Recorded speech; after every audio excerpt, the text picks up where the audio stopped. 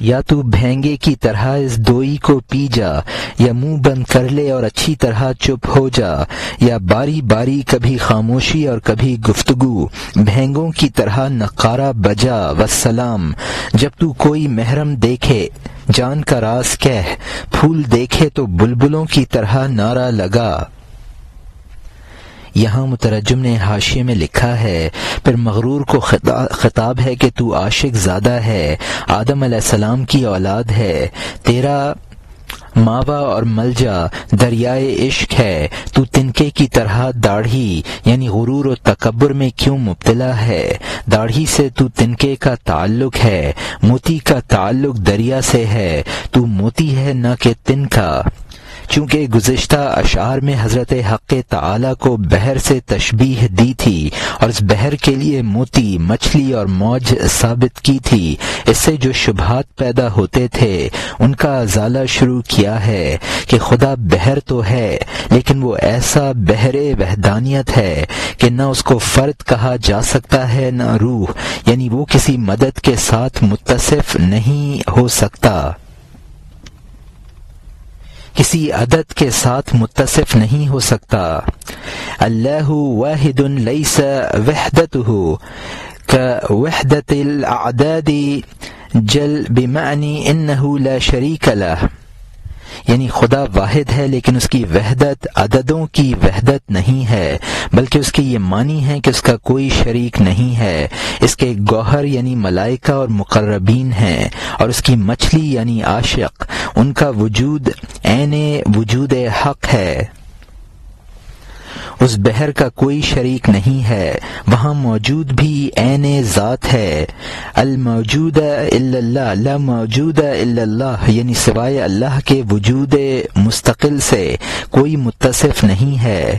بھینگا جس کو ایک وجود کے دو وجود نظر آتے ہیں، وجود واجب کے علاوہ کسی اور کو وجود مستقل سے موصوف ماننا تو شرک ہے، لیکن صوفیہ کے نزدیک بغیر اس عقیدے کے کسی کے ساتھ وہ معاملہ کرنا جو وجود مستقل کے ساتھ کیا جاتا ہے یہ بھی شرک ہے۔ بھینگے کو وجود کی وحدت سمجھانا مشکل ہے، لہٰذا میں اس سے کچھ نہیں کہتا ہوں۔ مجبوراً سمجھانے کے لیے متکلمین کو کہنا پڑتا ہے کہ موجودات سے ثانی کے وجود کو سمجھ لو، حالانکہ ممکنات کا وجود وجود ہی نہیں ہے۔ حضرت حق تعالی کی وحدت اور وصف یعنی بیان لفظی اور خیالی یعنی تصور سے بالا تر ہے۔ اب اگر اس کو سمجھاؤ گے تو لامحالہ دوئی پیدا ہوگی۔ اب یا تو بھینگے کی طرح اس دوئی کو گوارا کر لو ورنہ خاموش رہو، یا ایسا کر لو کہ جب صاحب باطن ملے اس کو سمجھا دو ورنہ خاموشی اختیار کر لو، جب رازدار ملے تو اس سے توحید عارفین کی بات کر لیا کرو، وہ محرم بمنزلہ گل کے ہے، اس کے سامنے بلبلانہ نعرے لگاؤ۔ اور یہاں حاشیہ ختم ہوتا ہے۔ جب تو کوئی مشک مکر اور مجاز سے پر دیکھے تو ہونٹ بند کر لے اور اپنے آپ کو مٹکا بنا لے، وہ پانی کا دشمن ہے، اس کے سامنے نہ ہل ورنہ اس کی جہالت کا پتھر مٹکا پھوڑ دے گا۔ جاہل کی تکالیف پر صبر کر، خدائی عقل کے ذریعے اچھی خاطر تواضع کر، نا اہلوں کے ساتھ اہلوں کا صبر کرنا جلا ہے، جہاں کہیں کوئی دل ہے صبر اس کو صاف کر دیتا ہے۔ نمرود کی آگ حضرت ابراہیم کے لیے جلا میں آئینے کی صفائی ثابت ہوئی، نوح علیہ السلام والوں کے کفر کا ظلم اور حضرت نوح علیہ السلام کا صبر حضرت نوح علیہ السلام کے لیے روح کے آئینے کا سیقل بنا۔ یہاں مترجم نے حاشیے میں لکھا ہے کہ جب تو غیر عارف کو دیکھے اور وہ ایک مشک ہے جو مکر اور مجاز سے پر ہے تو سر بمہر مٹکے کی طرح بن جا اور ہونٹ نہ ہلا، یعنی وہ اسرار کا دشمن ہے جو تجھ میں ہے اور تو ظاہر کرے گا تو وہ تجھے ستائے گا۔ لیکن اگر وہ بغیر اظہار اسرار کے بھی ستائیں تو ان کی ایذا رسانی کی وجہ سے تو ان کو ایذا نہ پہنچا۔ صبر کر، اس میں تیرا فائدہ ہے، تیرے دل میں صفائی پیدا ہوگی۔ نمرود کی آگ نے حضرت ابراہیم علیہ السلام کے قلب کو مزید مصفا کر دیا۔ حضرت نوح علیہ السلام کو قوم نے ستایا تو ان کے مراتب روحانی اور بلند ہو گئے۔ اور یہاں حاشیہ ختم ہوتا ہے۔ اب نئے مضمون کا آغاز ہوتا ہے جس کا عنوان ہے حکایت عام مرید شیخ ابو الحسن خرقانی قدس اللہ سرہ العزیز، یعنی شیخ ابو الحسن خرقانی قدس سرہ کے مرید کا قصہ۔ ایک درویش طالقان سے روانہ ہوا۔ خارقان کے لیے ابو الحسن رحمۃ اللہ علیہ کی شہرت کی وجہ سے پہاڑ اور دراز وادی قطع کی، سچائی اور نیازمندی کے ساتھ شیخ کے دیدار کے لیے جو ظلم و ستم اس نے راستے میں دیکھے اگرچہ بیان کے لائق ہیں، میں مختصر کرتا ہوں۔ جب وہ جوان راستے سے مقصود پر پہنچا، اس نے ان شاہ کے گھر کا پتہ تلاش کیا۔ جب بصد احترام اس نے ان کے دروازے کی کنڈی بجائی، عورت نے دروازے سے باہر اپنا سر نکالا۔ اے صاحب کرم، بتا تو کیا چاہتا ہے؟ اس نے کہا کہ میں زیارت کے ارادے سے آیا ہوں۔ یہاں مترجم نے حاشیے میں لکھا ہے کہ اس حکایت سے یہ بتایا ہے کہ شیخ ابو الحسن خرقانی رحمۃ اللہ علیہ کو بیوی کی اذیتیں برداشت کرنے سے بڑے مراتب حاصل ہوئے تھے۔ طالقان ایک شہر کا نام ہے۔ خارقان خراسان کے نزدیک ایک گاؤں ہے، اس کو خرقان بھی کہتے ہیں، اسی لیے شیخ کی نسبت خرقانی ہے۔ اگرچہ وہ مصائب بیان کرنے کے قابل ہیں، لیکن میں بات کو مختصر کیے دیتا ہوں۔ اور یہاں حاشیہ ختم ہوتا ہے۔ عورت نے کہا لگایا کہ واہ واہ، داڑھی دیکھ، اس سفر کرنے اور پریشانی کو دیکھ، اس جگہ تجھے کوئی کام نہ تھا کہ تو نے خواہ مخواہ راستے کا ارادہ کیا؟ تجھے احمقانہ گردش کی خواہش ہوئی، یا وطن کی تکلیف تجھ پر غالب ہوئی، یا شاید شیطان نے دو شاخہ رکھ دیا، تجھ پر سفر کے وسوسے کا دروازہ کھول دیا، اس نے نامناسب اور فحش اور لغو باتیں کیں۔ میں وہ سب نہیں کہہ سکتا ہوں، مثل اور بے حساب مذاق۔ وہ مرید غم سے گڑھے میں گر گیا۔ یہاں مترجم نے حاشیے میں لکھا ہے کہ واہ واہ، کیا خوب ریش، یعنی اپنی داڑھی کو دیکھ، اس کے ہوتے ہوئے یہ بے وقوفی۔ تجھے اپنے گھر کوئی کام نہ تھا کہ یہ بیہودہ سفر اختیار کیا؟ یا تو تجھے احمقوں کی طرح آوارہ گردی پسند ہے، یا تجھے وطن کاٹتا ہے۔ دو شاخہ ایک لکڑی تھی جسے گردن کو شکنجے میں کستے تھے۔ شیخ کی بیوی نے یہ باتیں کہیں۔ شیخ کی بیوی شیخ کو برا بھلا کہنے سے وہ رو پڑا اور بولا کہ بہرحال یہ بتا دے کہ شیخ کہاں ہیں۔ وہ شیخ کو برے برے القاب سے ذکر کر کے بولی، اگر تو اس کو نہ دیکھے تو اسی میں تیری خیر ہے۔ اور یہاں حاشیہ ختم ہوتا ہے۔ اب نئے مضمون کا آغاز ہوتا ہے جس کا عنوان ہے پرسیدن وارد از حرم شیخ کے شیخ کجاست او کجا جویم او جواب نہ فرجام دادن حرم شیخ مرید را، یعنی اس آنے والے کا شیخ کی بیوی سے معلوم کرنا کہ شیخ کہاں ہیں اور کہاں تلاش کروں، اور اس مرید کو شیخ کی بیوی کا نامناسب جواب دینا۔ اس کی آنکھ سے آنسو بہہ پڑے اور اس نے کہا، باوجود اس کے کہ وہ شیریں نام شاہ کہاں ہیں؟ اس نے کہا، وہ مکار، ریاکار، کورا، احمقوں کا جال اور گمراہی کا پھانسا، تجھ جیسے لاکھوں بے عقل اس کی وجہ سے صدہا سرکشی میں مبتلا ہو گئے ہیں۔ اگر تو اسے نہ دیکھے اور سلامتی سے واپس چلا جائے تیرے لیے بہتر ہوگا، تو اس کی وجہ سے گمراہ نہ ہوگا۔ شیخی باز لالچی پیٹو ہے، اس کے ڈھول کی آواز اطراف اور ملکوں میں پہنچ گئی ہے۔ یہ بچڑے کی پجاری قوم سبتی ہے، وہ ایسے بیل پر ہاتھ پھیر رہے ہیں، وہ رات کا مردار اور دن کا جھوٹا ہے جو اس پیٹو پر فریفتہ ہوا۔ اس قوم نے سینکڑوں علم و کمال چھوڑے، مکر اور فریب اختیار کر لیا کہ یہ حال ہے۔ افسوس موسوی کہاں ہیں کہ اب بچھڑے کے پجاریوں کی خون ریزی کریں؟ کہاں ہے پیغمبر اور ان کے صحابہ کا ستارہ؟ کہاں ہے نماز اور تسبیح اور اس کے آداب؟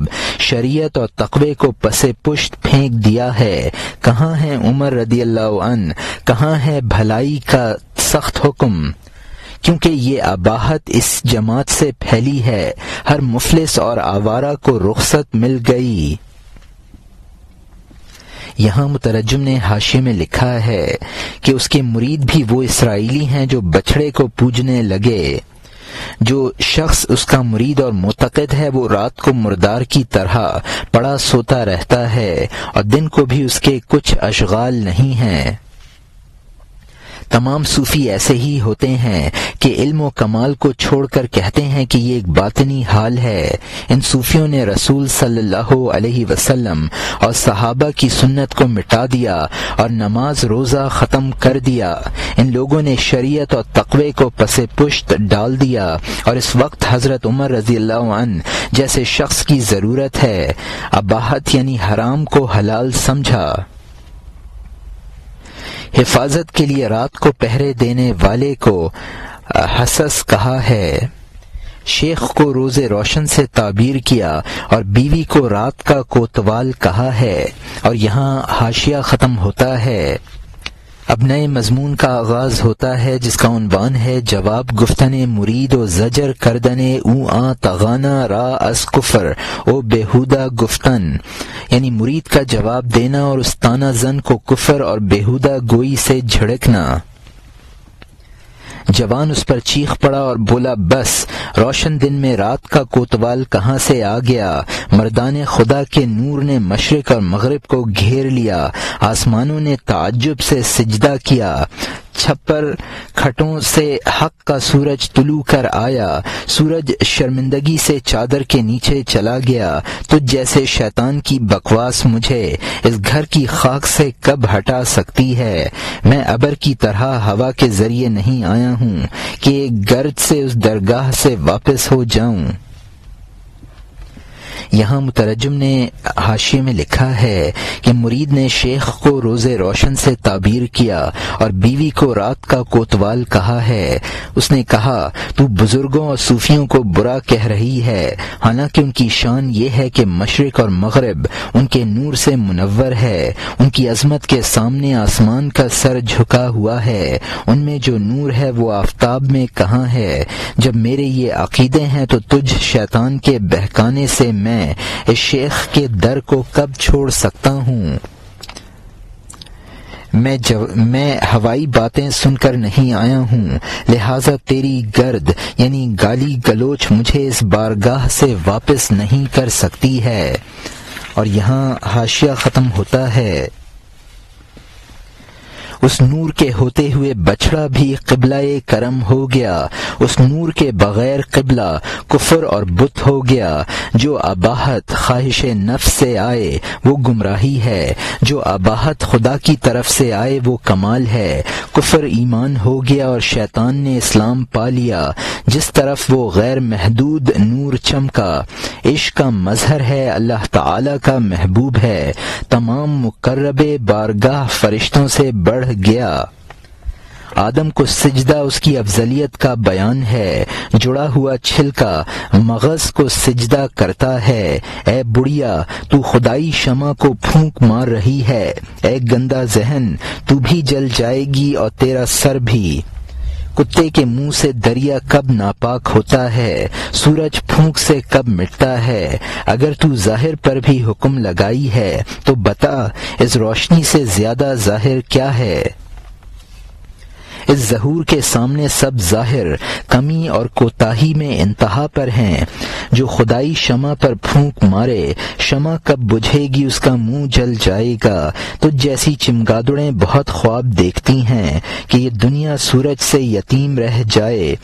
روح کے دریاؤں کی تیز موجیں، جتنا حضرت نوح علیہ السلام کا طوفان تھا اس سے کئی سو گنا ہیں۔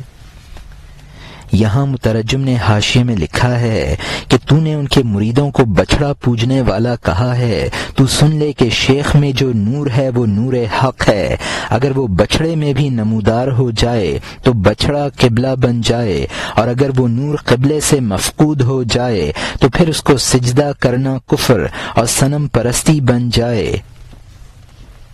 تو نے کہا ہے کہ اس گروہ سے اباحت پیدا ہوئی، تو سمجھ لے کہ اباحت کی دو قسمیں ہیں۔ ایک اباحت تو وہ ہے جس کو اہل کلام اباحت کہتے ہیں، یعنی حرام کو حلال سمجھ لینا، یہ خواہش نفسانی سے پیدا ہوتی ہے اور گمراہی ہے۔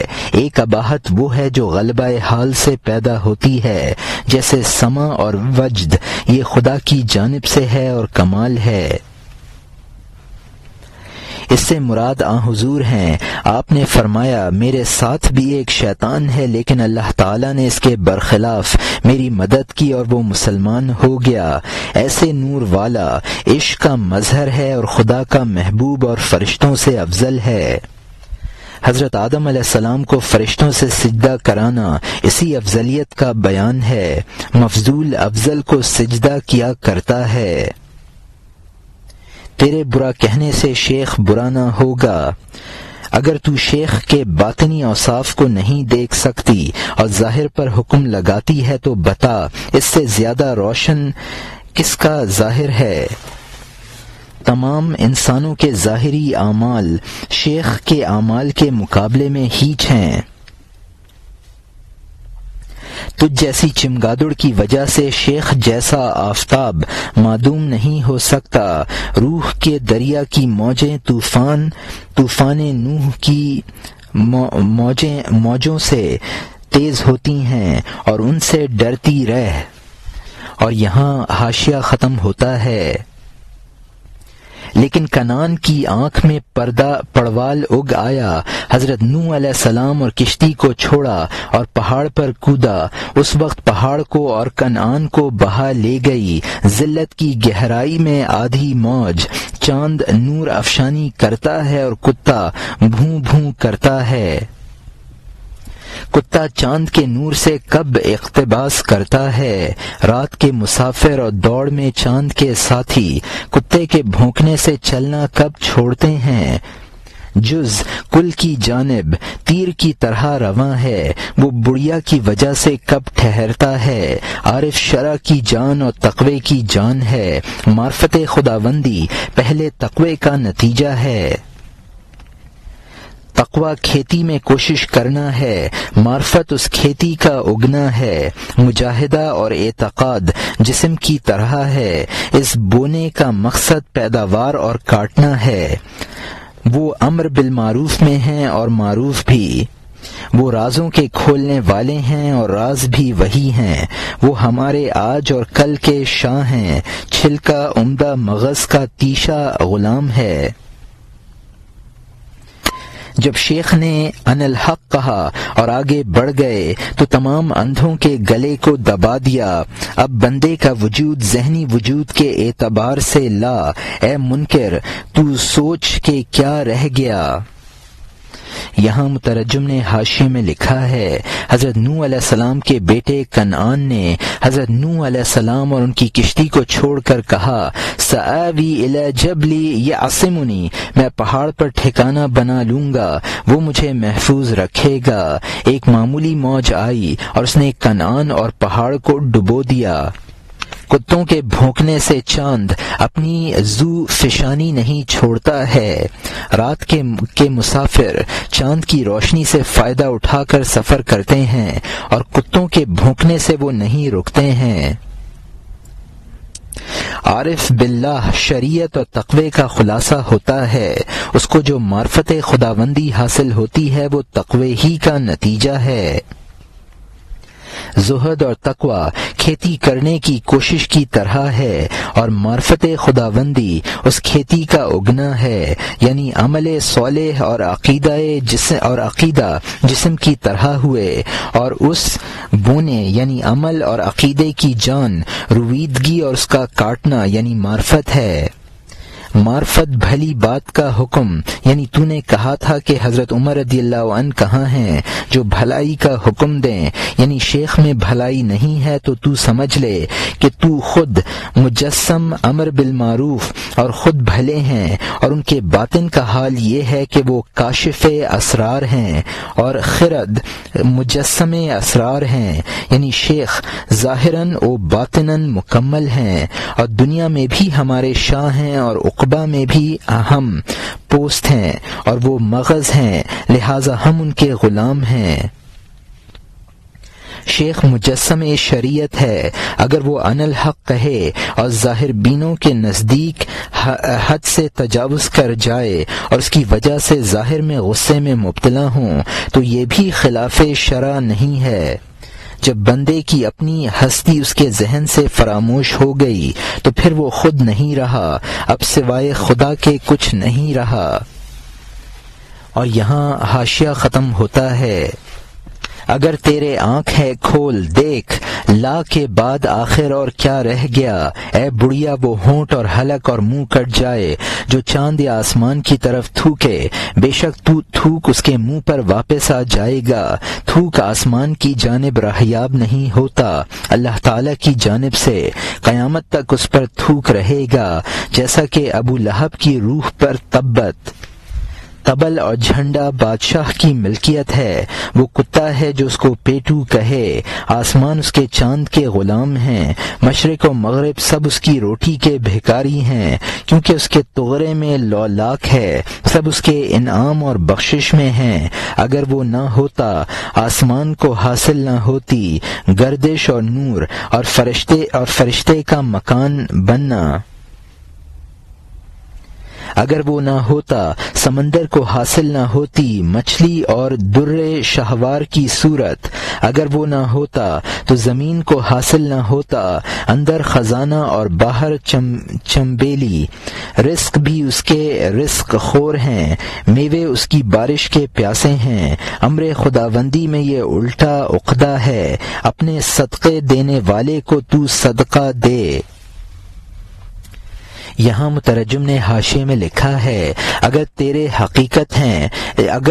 حقیقت بھی آنکھ ہے تو غور کر لے، اگر اب بھی کوئی ان الحق پر اعتراض کرے تو آسمان کی طرف تھوکنا ہے جس کی برائی خود اس پر آئے گی۔ ایسے بزرگوں کی تکفیر کرنے والا خود اس میں مبتلا ہے، اور ایسے لوگوں پر خدا کی تف قیامت تک رہے گی، جس طرح ابو لہب کے بارے میں سورہ تبت کی بددعا برستی رہتی ہے۔ جب شیخ شاہ ہیں اور شاہ نقارہ اور جھنڈے کا مالک ہوتا ہے تو اس کو تبل خوار یعنی پیٹو وہی کہے گا جو خود کتا ہو۔ جبکہ شیخ میں نور حق ہے تو زمین و آسمان اس کے غلام ہیں اور بقائے کائنات اس کے طفیل ہے، یعنی وہ نور ہے جو آن حضور صلی اللہ علیہ وسلم میں تھا، جس کی بنیاد پر اللہ تعالی نے فرمایا تھا کہ اگر تم نہ ہوتے تو میں زمین و آسمان کو نہ پیدا کرتا، اور شیخ کو وہی نور حاصل ہوا ہے تو اب تمام عالم ان کا طفیلی ہے، اور وہ بھی اللہ تعالی کے اس فرمان کے مصداق ہیں، کیونکہ ان میں وہ نور ہے کہ اگر وہ نور نہ ہوتا تو زمین و آسمان نہ ہوتے، لہذا آسمانوں کی گردش اور اس کا نور، اس کا فرشتوں کا مقام ہونا، سمندروں میں مچھلی اور موتی، زمین کے اندر کے خزانے اور باہر کے بیل بوٹے سب ان کے طفیل سے ہیں، رزق خواروں کا رزق اور پھلوں کے لیے بارش سب ان کے طفیل ہے۔ فقراء کو صدقہ دینے کا حکم، اس میں یہ عجیب لطیفہ ہے کہ فقراء اور شیوخی کے طفیل ہیں۔ دولت ملی ہے تو گویا وہ دولت انہوں نے ہمیں عطا کی ہے، اب ہم سے کہا جا رہا ہے کہ جن لوگوں نے تجھے صدقہ دیا ہے تو ان کو صدقہ دے۔ اور یہاں حاشیہ ختم ہوتا ہے۔ تیرا تمام سونا اور حریر فقیر کی وجہ سے ہے۔ اے فقیر، تو مالدار کو زکوٰۃ ادا کر۔ تجھ جیسی ذلیل کا اس مقبول روح کی بیوی ہونا جیسے کہ حضرت نوح علیہ السلام کے نکاح میں کافر بیوی۔ اگر اس گھر سے تیری نسبت نہ ہوتی، اسی وقت میں تیرے ٹکڑے ٹکڑے کر ڈالتا، اس نوح کو تجھ سے نجات دلاتا تاکہ میں قصاص سے مشرف ہو جاتا، لیکن شاہ زمانہ کے گھر کے ساتھ مجھ سے ایسی گستاخی نہیں ہو سکتی۔ جا دعا دے کہ تو اس جگہ کی کتیا ہے، ورنہ میں جو کچھ کرنا تھا کر گزرتا۔ یہاں مترجم نے حاشیے میں لکھا ہے تو اس حکم کا مطلب یہ ہے کہ ہم فقیروں سے کہا جا رہا ہے کہ تو غنی یعنی فقیر اور شیخ کو صدقہ دے۔ شیخ کے مفاخر اور فضائل بیان کرنے کے بعد بیوی کو سرزنش شروع کی ہے کہ تجھ جیسی عورت شیخ کے گھر میں ہے، یہ تو ایسا ہی ہے جیسے حضرت نوح علیہ السلام کے گھر میں کافر عورت تھی۔ تجھے شیخ سے نسبت ہے، ورنہ تیری گستاخی پر تیرے ٹکڑے کر ڈالتا، اور نوح علیہ السلام صفت شیخ کو تجھ سے نجات دلاتا۔ اگر تیرے قتل کرنے پر مجھے بدلے میں قتل کیا جاتا تو میرے لیے باعث شرف ہوتا۔ مجبوری یہی ہے کہ تجھے شیخ سے نسبت ہے۔ جا دعا دے کہ تو اس در کی کتیا ہے، اس لیے میرے ہاتھ سے بچ گئی۔ بیوی کو یہ ملامتیں کرنے کے بعد وہ مرید شیخ کی جستجو میں لگ گیا۔ کسی نے اس کو بتایا کہ شیخ جنگل سے لکڑیاں لینے گئے ہیں، اور یہاں حاشیہ ختم ہوتا ہے۔ اب نئے مضمون کا آغاز ہوتا ہے جس کا عنوان ہے باز گشتن مرید از وثاق شیخ او پرسیدن از مردم او نشان دادن ایشاں کہ شیخ بفلاں بیشائے رفتہ است، یعنی شیخ کے گھر سے مرید کا لوٹنا اور لوگوں سے دریافت کرنا اور ان کا پتہ بتا دینا کہ شیخ فلاں جنگل میں گئے ہیں۔ اس کے بعد وہ ہر شخص سے سوالی بنا، وہ ہر جانب شیخ کو بہت ڈھونڈ رہا تھا، تو کسی نے اس سے کہا کہ وہ قطب عالم گئے ہیں تاکہ پہاڑ سے لکڑیاں لائیں۔ وہ تیز سمجھ والا مرید جلد شیخ کی محبت میں جنگل کی طرف چل دیا۔ شیطان مرد کی عقل کے سامنے لاتا ہے وسوسہ تاکہ چاند گرد میں چھپ جائے کہ دین کے شیخ نے ایسی عورت کو کیوں گھر میں یار اور ساتھی بنایا ہے۔ یہاں مترجم نے حاشیے میں لکھا ہے کہ اس کا ذہن ایسا ہی تیز تھا جیسے کہ حضرت علی رضی اللہ عنہ کی ذوالفقار تلوار تیز تھی۔ شیطان نے شیخ کی بیوی کے سلسلے میں مرید کے دل میں وسوسے پیدا کرنے شروع کر دیے۔ وسوسہ یہ تھا کہ شیخ نے اس بد زبان عورت کو بیوی کیوں بنا رکھا ہے، شاید شہوت سے مغلوب ہو۔ اور یہاں حاشیہ ختم ہوتا ہے۔ ضد کو ضد سے انس کہاں ہے، انسانوں کے امام کے ساتھ بن مانس کہاں ہے۔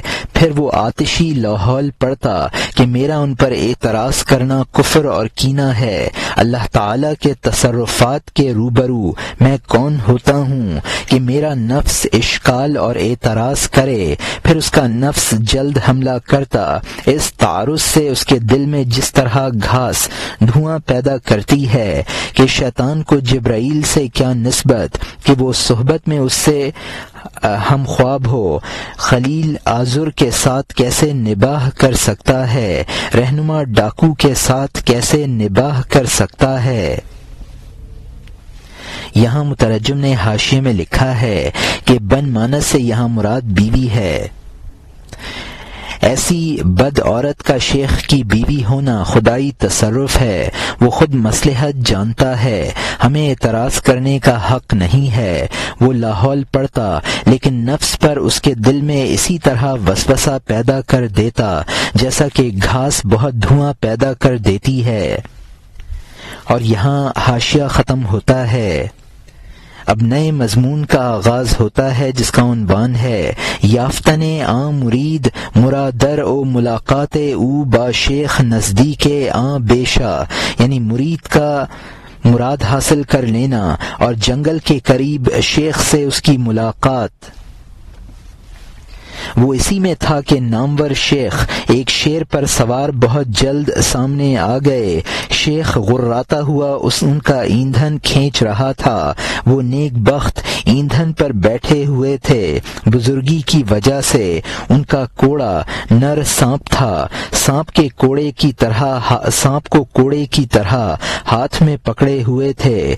تو یقین کر کہ جو شیخ بھی ہے وہ مست شیر پر سواری بھی کرتا ہے، اگرچہ وہ محسوس اور یہ محسوس نہیں ہے، لیکن وہ باطن کی آنکھ پر پوشیدہ نہیں ہے۔ لاکھوں شیر ان کی ران کے نیچے غیب داں آنکھ کے سامنے لکڑیاں ڈھونڈنے والے ہیں۔ یہاں مترجم نے حاشیے میں لکھا ہے کہ حضرت ابراہیم علیہ السلام کے باپ کا نام آزر تھا۔ مرید اسی ادھیڑ بن میں تھا کہ شیخ ایک شیر پر سوار اس کے سامنے آ گئے۔ اس نے دیکھا کہ شیخ غرا رہا ہے اور اس کی کمر پر لکڑیاں ہیں اور شیخ ان لکڑیوں پر بیٹھے چلے آ رہے ہیں۔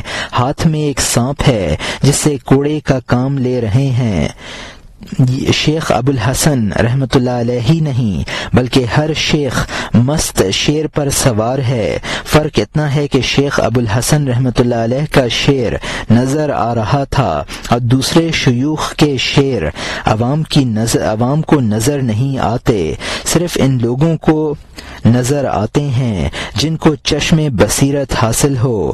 بزرگوں اور شیوخ کی سواری میں لاکھوں شیر ہیں جو ان کی خدمت کرتے ہیں۔ مولانا کی مراد شیروں سے نفس امارہ ہے، جیسا کہ گزشتہ دفتروں میں لومڑی اور شیر کے قصے سے واضح ہوتا ہے۔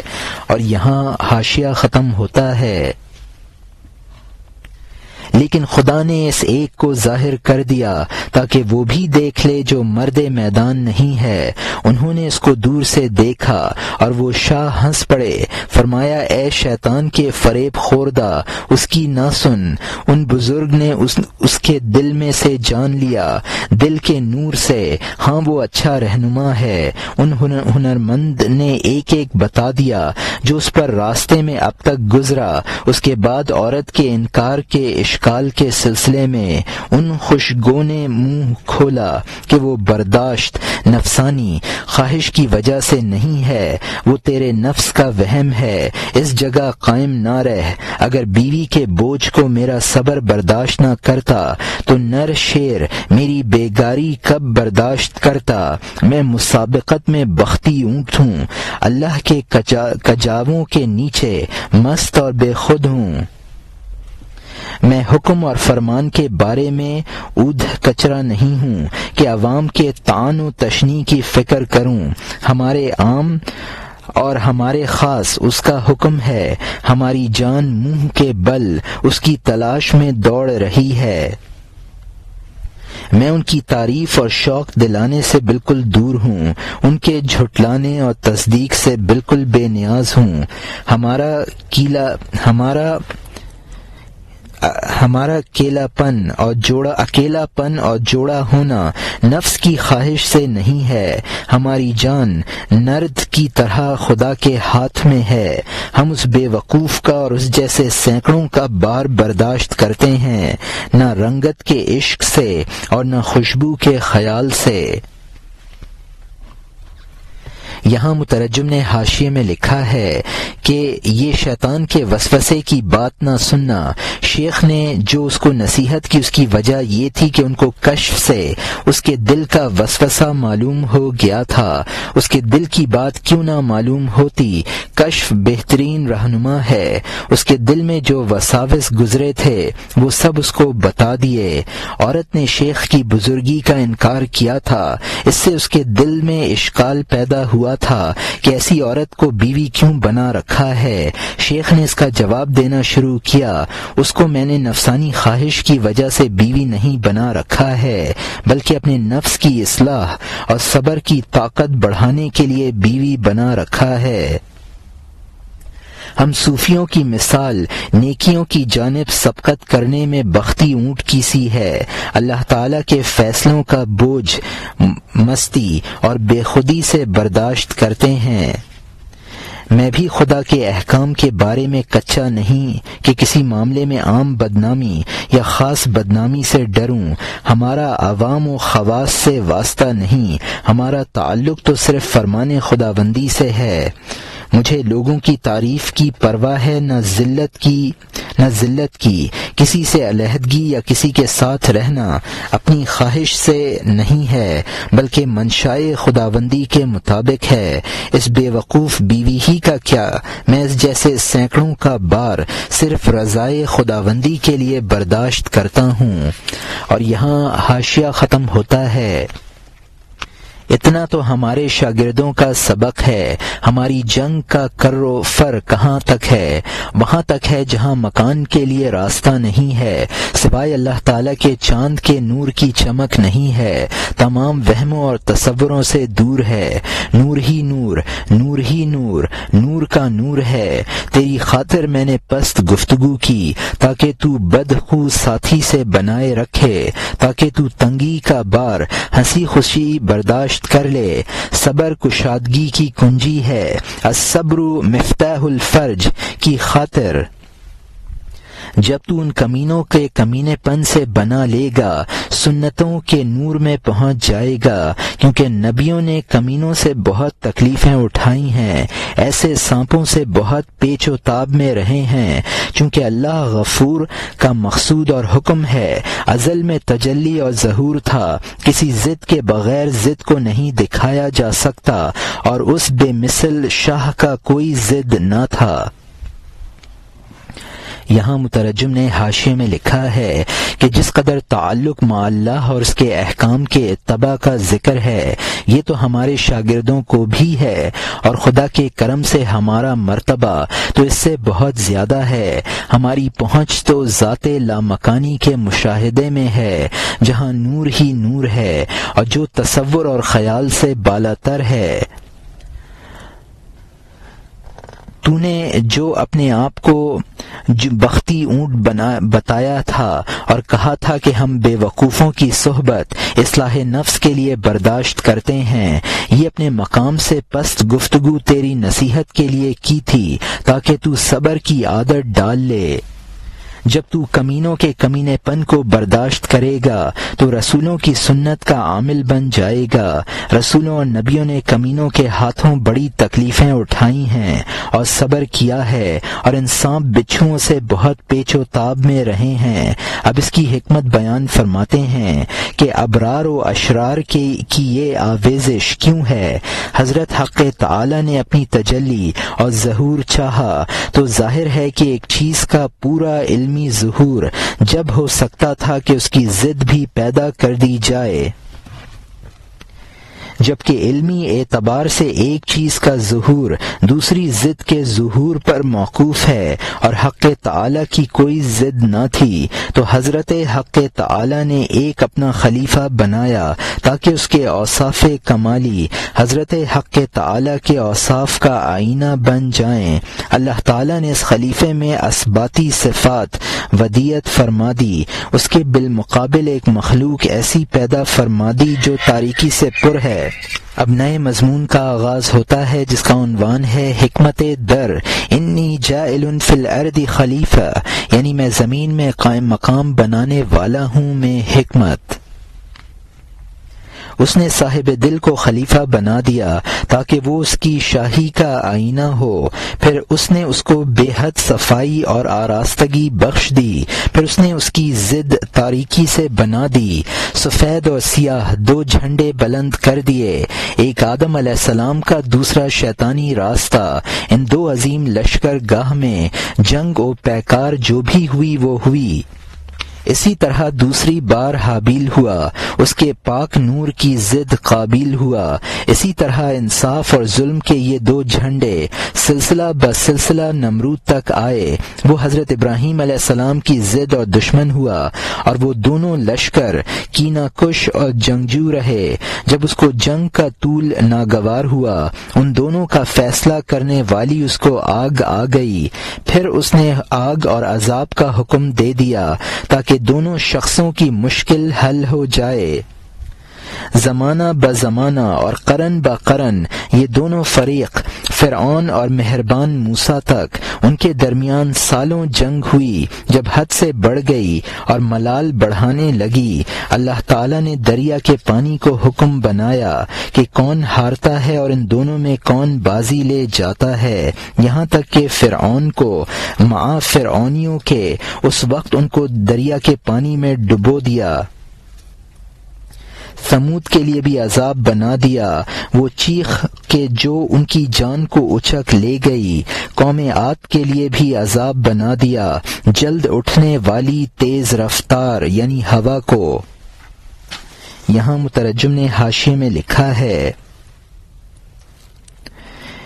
کہ علمی اعتبار سے ایک چیز کا ظہور دوسری چیز کے ظہور پر موقوف ہے، اور اللہ تعالیٰ کی کوئی ضد نہ تھی، تو اللہ تعالیٰ نے ایک اپنا خلیفہ بنایا تاکہ اس کے اوصاف کمالی حضرت حق تعالیٰ کے اوصاف کا آئینہ بن جائیں. اللہ تعالیٰ نے اس خلیفہ میں اثباتی صفات ودیت فرما دی، اس کے بالمقابل ایک مخلوق ایسی پیدا فرما دی جو تاریکی سے پر ہے. تو اب دو شخصیتیں رونما ہو گئیں، ایک سفید اور ایک سیاہ، یعنی حضرت آدم علیہ السلام اور شیطان. اب دونوں قسم کی مخلوق میں متضاد اوصاف ہیں اور ہر ایک خدا کی متضاد صفات کا مظہر ہے. سب سے پہلے تو حضرت آدم علیہ السلام اور شیطان ان صفات کے مظہر ہیں، پھر حابیل اور قابیل مظہر ہیں، پھر حضرت ابراہیم اور نمرود میں کشمکش ہوئی اور وہ دونوں مظہر بنے. جب ابراہیم علیہ السلام اور نمرود کی جنگ دراز ہوئی تو آگ کو دونوں کا حکم بنا دیا اور اس نے فیصلہ کر دیا کہ ابراہیم علیہ السلام حق پر ہیں اور نمرود باطل پر ہے. ہر زمانے میں اسی طرح کے دو گروہوں میں کشمکش جاری ہے. حضرت موسیٰ علیہ السلام اور فرعون میں یہی کشمکش تھی اور ان کی ایک جنگ و جدل نے طول پکڑا. حضرت موسیٰ علیہ السلام اور فرعون کی باہمی آویزش ہیں. دریائے نیل کو حکم دے دیا کی آویزش میں دریائے نیل کو حکم دے دیا. اس نے حضرت موسیٰ علیہ السلام کو بچا لیا اور فرعون غرق ہو کر ہار گیا.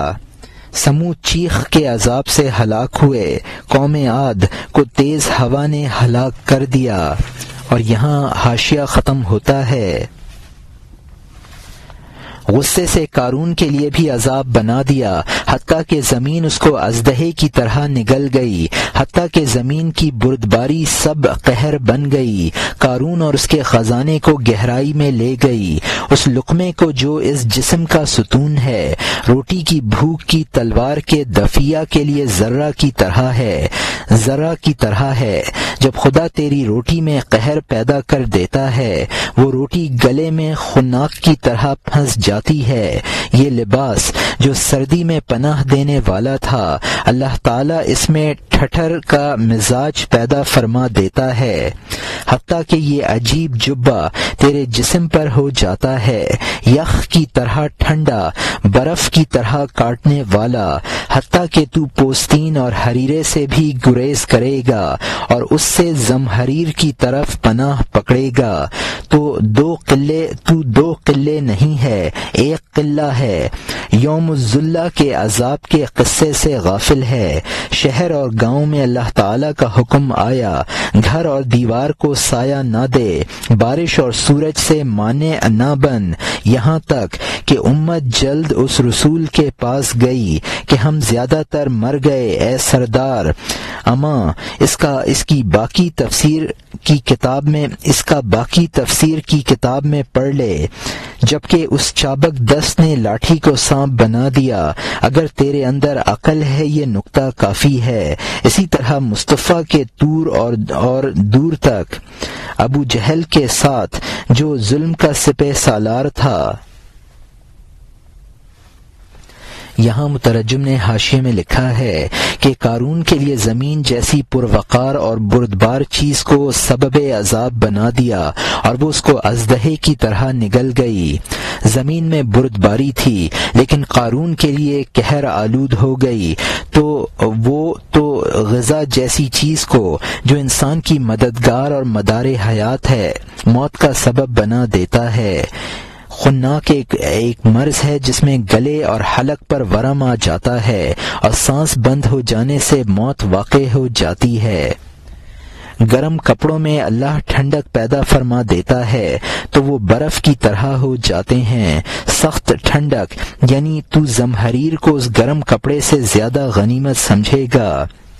امام شافعی رحمۃ اللہ علیہ کے نزدیک اگر 2 مٹکے پانی ہو اور اس میں نجاست گرے تو ناپاک نہیں ہوتا، یعنی تو مرد کامل نہیں ہے۔ عذاب ذلہ سے مراد اصحاب ایکا پر عذاب آیا تو اللہ نے مکانات اور در و دیوار کو حکم دے دیا کہ وہ ان پر سایہ نہ کریں، اور وہ لوگ سورج کی گرمی سے مر گئے۔ جب مکانات وغیرہ بارش اور دھوپ سے مانع نہ بنے تو وہ لوگ بھاگ کر اپنے رسول حضرت شعیب علیہ السلام کے پاس گئے، جا کر کہنے لگے کہ ہم مرنے کے قریب ہیں، امن دے دیجئے۔ اب ہم اس قصے کو چھوڑتے ہیں، تو تفسیر کی کتابوں میں پڑھ لینا۔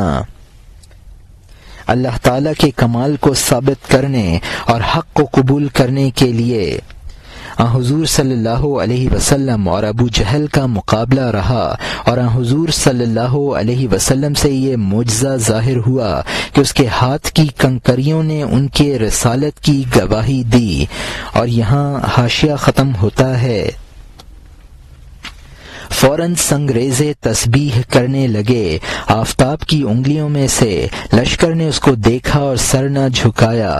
دشمنی نے اس کو دیکھنے سے اندھا کر دیا۔ تو نظر رکھتا ہے لیکن اس میں گہرائی نہیں ہے، ٹھٹھرا ہوا چشمہ ہے اور وہ رک گیا ہے۔ اسی لیے عقل کا نقش و نگار کرنے والا فرماتا ہے کہ اے بندے گہری نظر کر، وہ نہیں چاہتا کہ تو ٹھنڈا لوہا کوٹے، لیکن اے فولاد داؤد علیہ السلام کا چکر کاٹ۔ تیرا جسم مر گیا ہو تو اسرافیل علیہ السلام کے پاس جا، تیرا دل ٹھٹھر گیا ہو تو روح کے آفتاب کے پاس جا۔ تو خیالات کو بہت پہننے والا بن گیا، اب تو بدزن سوفسطائی کے پاس جاتا ہے۔ وہ خود عقل کے جوہر سے جدا تھا، حس سے محروم اور وجود سے جدا تھا۔ وہ اگر اپنے آپ سے اور عقل سے جدا ہوا تو اپنے حس کے وجود سے جدا ہو گیا۔ خبردار اے باتیں بنانے والے، ہونٹ چبانے کا موقع ہے، اگر عوام سے کہے گا رسوائی ہے۔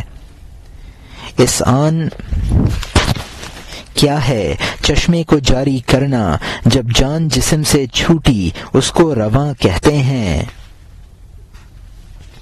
یہاں مترجم نے حاشیے میں لکھا ہے کہ ابو جہل نے یہ معجزہ دیکھا لیکن پھر بھی سر تسلیم خم نہ کیا۔ اس کی وجہ یہ تھی کہ اس کا غور و فکر صحیح نہ تھا۔ اب نظر کی صحت اور اس کی نفع رسانی کا بیان شروع کیا ہے کہ اگر نظر میں گہرائی نہ ہو تو وہ مفید نہیں ہوتی ہے۔ قرآن پاک میں ہے فرج البصر کرتین، یعنی 2 مرتبہ نظر ڈال۔ نظر کی تکرار بھی اس کو گہرائی میں لے جاتی ہے۔ نظر کے صحیح ہونے کی یہ بھی شرط ہے کہ خدا کے نیک بندوں سے جو وحی کے متبع ہوں مدد حاصل کی جائے، ورنہ محض فلاسفر کی طرز پر غور کرنا تو ٹھنڈے لوہے کو کوٹنا ہے۔ حضرت اسرافیل علیہ السلام تو جسم کو حیات بخشنے والے ہیں اور اہل اللہ روح کو زندہ کر دیتے ہیں، لہٰذا ان کی صحبت اختیار کرے گا تو تجھے صحیح نظر حاصل ہو جائے گی۔ چونکہ تو فاسد اوہام میں مبتلا ہے لہٰذا اپنے ہم جنس فلسفی کے پاس جاتا ہے، اور چونکہ وہ بھی فاسد خیالات میں مبتلا ہے وہ تجھے کبھی صحیح نظر نہیں عطا کر سکے گا، چونکہ وہ سوفسطائی خود عقل سے بیگانہ ہے۔ نتیجہ یہ ہے کہ اپنے وجود کو بھی ایک موہوم شے سمجھتا ہے، جبکہ وہ اپنی عقل اور وجود سے بیگانہ ہے تو اس میں حس بھی باقی نہیں، لہذا اس کی صحبت تیرے لیے بالکل نفع بخش نہیں ہے۔ گفتگو یہ ہو رہی ہے کہ حضرت حق تعالی کا ظہور مخلوق کے وجود کے واسطے سے ہے۔ یہ مسئلہ عوام نہ سمجھ سکیں گے، لہذا خاموشی اختیار کرو، ورنہ سوائے رسوائی کے کچھ حاصل نہ ہوگا۔ لہذا جہاں سے بات شروع ہوئی تھی، یعنی صحیح نظر اور اسعان نظر کی، وہی بات کرنی چاہیے۔ اس امعان کے لغوی معنی چشمے کو جاری کرنے اور روانہ کرنے کے ہیں۔ چونکہ روح جسم سے جدا ہو کر روانہ ہوتی ہے، اسی لیے اس کو رواں کہتے ہیں۔ لہذا امعان کے معنی نظر کو گہرائی کی طرف روانہ کرنے کے ہوئے۔ اور یہاں حاشیہ ختم ہوتا ہے۔ وہ حکیم کہ جس کی جان جسم کی قید سے چھوٹی اور چمن میں روانہ ہوئی، یا جہنم کی جانب روانہ ہوئی، یا چوہے کی طرح ایک گوشے سے دوسرے گوشے میں، اس نے ان دونوں کے دو لقب بنائے، فرق کرنے کے لیے اس کی جان پر آفرین ہے، اس شخص کے بیان کے لیے جو علم پر چلے۔ اگر پھول کو کانٹا بنانا چاہیے وہ ہو جائے۔ یہاں مترجم نے حاشیے میں لکھا ہے کہ شیخ ابو علی سینا نے رسالہ معراجیہ میں لکھا ہے کہ انسان میں دو روحیں ہیں، ایک کو روح حیوانی کہا جاتا ہے، وہ لطیف بخارات ہیں، اور ایک کو روح انسانی جو بدن سے نکل کر روانہ ہو جاتی ہے، اور وہ روح حیوانی کو نفس حیوانی اور جان سے تعبیر کرتا ہے، اور روح انسانی کو نفس ناطفہ اور رواں سے تعبیر کرتا ہے۔ تو اس نے بھی رواں میں روانگی اور جاری ہونے کے معنی کا لحاظ کیا۔ اسی طرح امعان نظر میں نظر کو گہرائی میں جاری کرنے اور روانہ کرنے کا مفہوم ماخوذ ہے۔ شیخ ابو علی سینا کی بعض علماء نے تکفیر کی ہے، اسی لیے مولانا نے فرمایا ہے کہ اس کا نفس ناطفہ اور روان بدن سے جدا ہو کر چمن میں گئی ہے، یا حاویہ یعنی جہنم کے گڑھے میں۔ اور یہاں حاشیہ ختم ہوتا ہے۔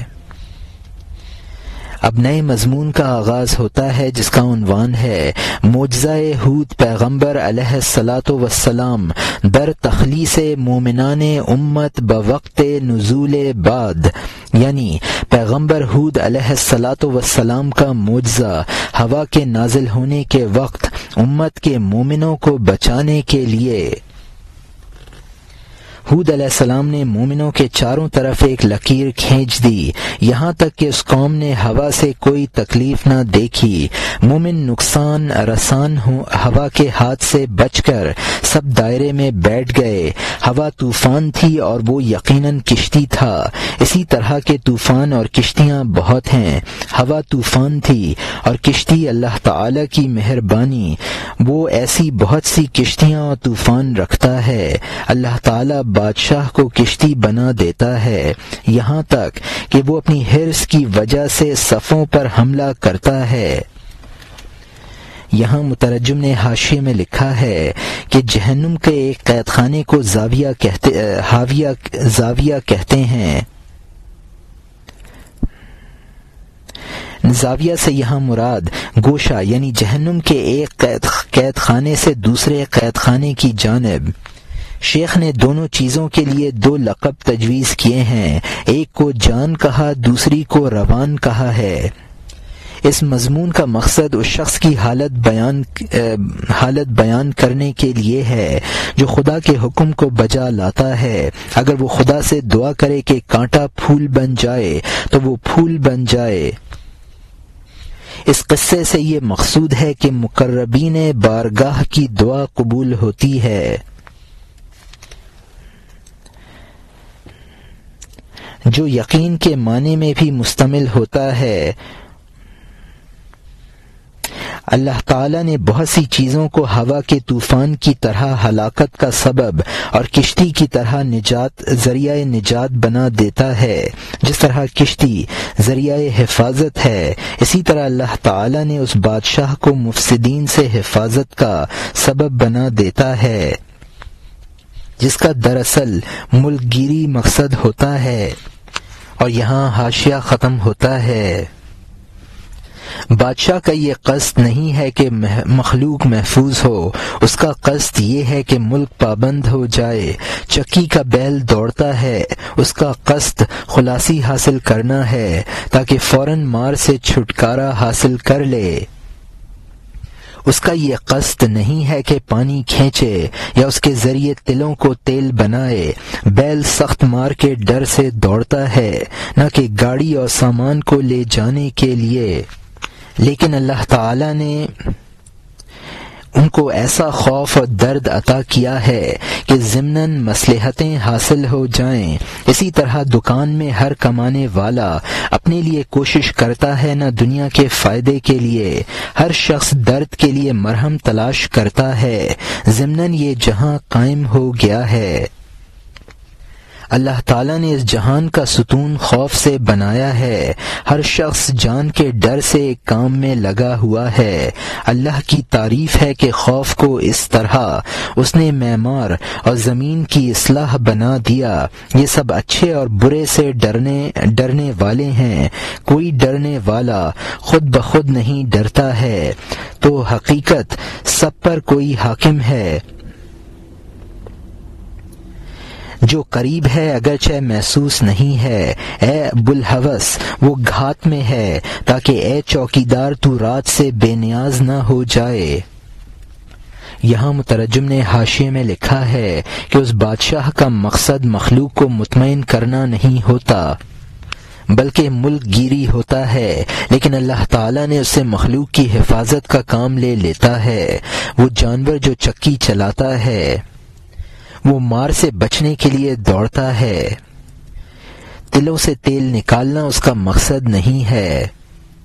یہاں مقاصد دوسرے ہیں، لیکن اللہ تعالیٰ نے ان سے ان کے مقاصد کے علاوہ لوگوں کے نفع کا کام لے لیتا اور بمنزلہ کشتی بنا دیتا ہے۔ دکاندار دکانداری اپنے نفع کے لیے کرتا ہے، لیکن اس کی وجہ سے لوگوں کی ضروریات پوری ہوتی ہیں۔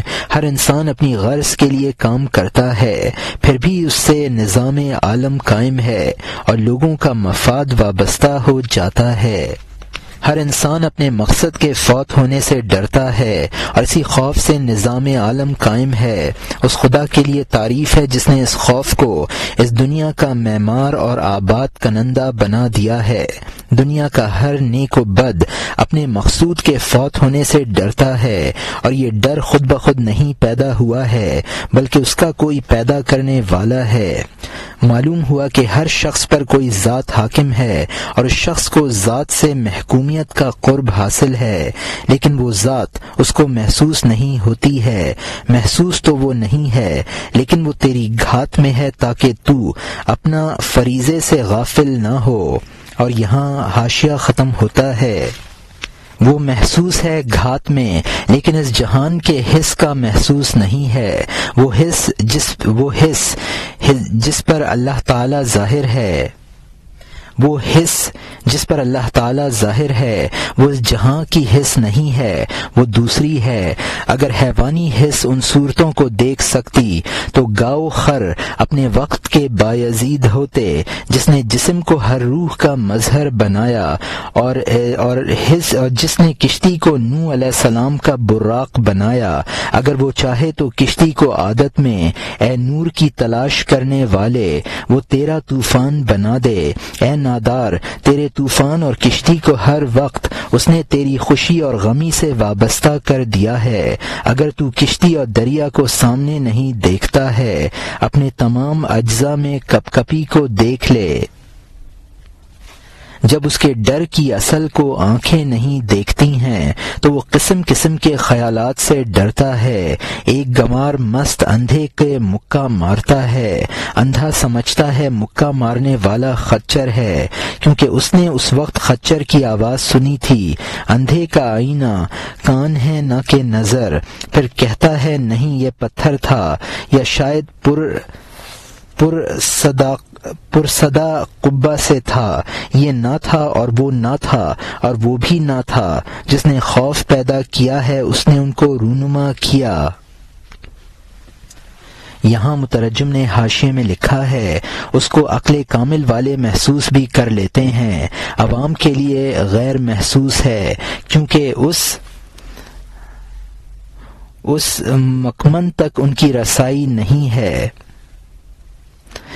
خدا جس حس کا محسوس ہے وہ اس دنیا کی ظاہری حس نہیں ہے، وہ دوسرے عالم کی حس ہے۔ ظاہری حس حیوانات میں بھی ہے۔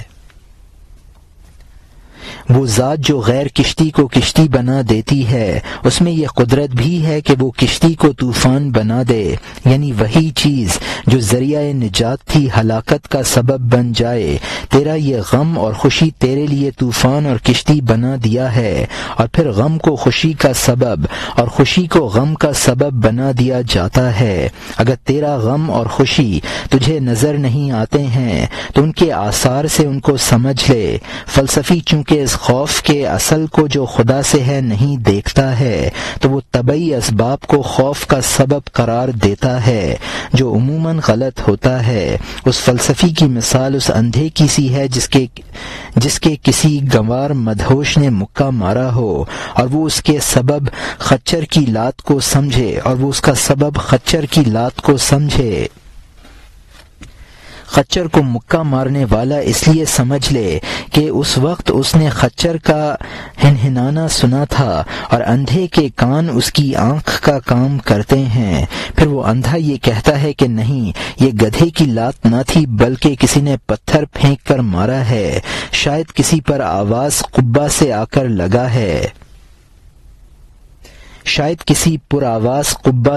لگا ہے۔ اور یہاں حاشیہ ختم ہوتا ہے۔